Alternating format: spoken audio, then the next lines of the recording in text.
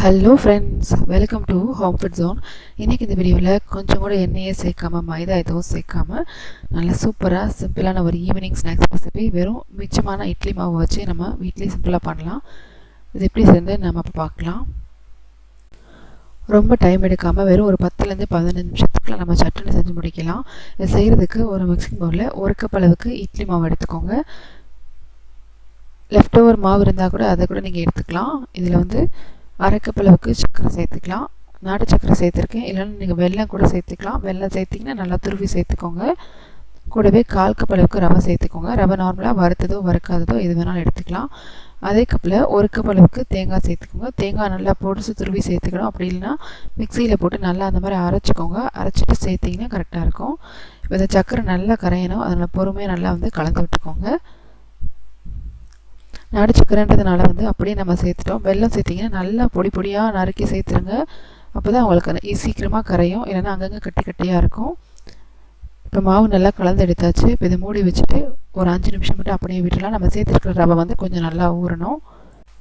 ஒரு 5 நிமிஷம் நல்லா ஊறினதும் இது கூட ஒரு 1/4 டீஸ்பூன் அளவு கம்மியாகவே கொஞ்சம் உப்பு சேர்த்துக்கோங்க.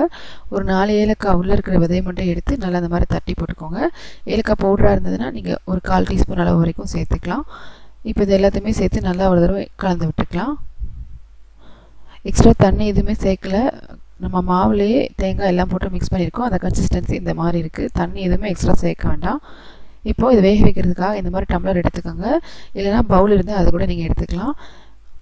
இது இந்த மாதிரி வாழை இலையை நம்ம உள்ளே வச்சுக்கலாம். அப்படி வைக்கும்போது நம்ம எண்ணெய் தேய்க்க தேவையில்லை, அப்படியே நம்ம வேக வச்சு எடுத்தாலும் ஈஸியாக எடுக்கிறதுக்கு வரும், நல்ல வாசனையாகவும் இருக்கும். நீங்கள் இலை இல்லாமல் நீங்கள் வேக வச்சு எடுத்திங்கன்னா கொஞ்சம் எண்ணெய் தடவிக்கோங்க, அப்போ தான் உங்களுக்கு எடுக்கிறதுக்கு வரும்.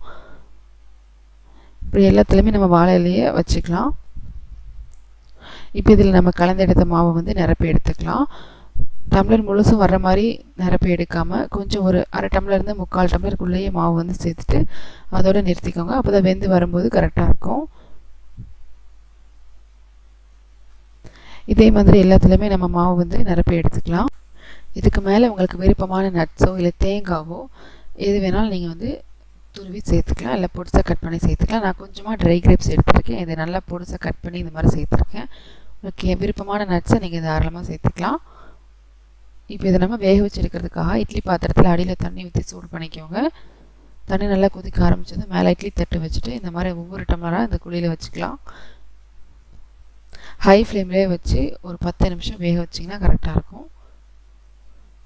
10 நிமிஷம் நல்லா வெந்ததுக்கப்புறமா நம்ம பார்க்கலாம். பார்த்தீங்கன்னா தெரியும், நல்லா வெந்து வந்திருக்கு. நீங்கள் டூத்பிக் வச்சு வேணால் செக் பண்ணிக்கோங்க. ஒரு வேளை உங்களுக்கு உள்ளே சரியாக வேகாத மாதிரி இருந்ததுன்னா இன்னும் ஒரு 2-3 நிமிஷம் டைம் கொடுத்து வேக வச்சு எடுத்துக்கோங்க. லேசாக சூடு ஆறுனதும் டம்ளர்லேருந்து எடுத்திங்கன்னா ஈஸியாக எடுத்துடலாம். சிம்பிளான ஈஸியான ஒரு ஈவினிங் ஸ்நாக்ஸாக இருக்கும். குட்டீஸ்க்கு கூட கண்டிப்பாக ரொம்ப பிடிக்கும். இதே மாதிரி நீங்களும் செஞ்சு பாருங்கள். இந்த ரெசிபி உங்களுக்கு பிடிச்சிருந்ததுன்னா லைக் பண்ணுங்கள், ஷேர் பண்ணுங்கள், கமெண்ட் பண்ணுங்கள். கண்டிப்பாக வந்து ஹோம் ஃபுட் ஜோனுக்கு சப்ஸ்கிரைப் பண்ண மறக்காதீங்க.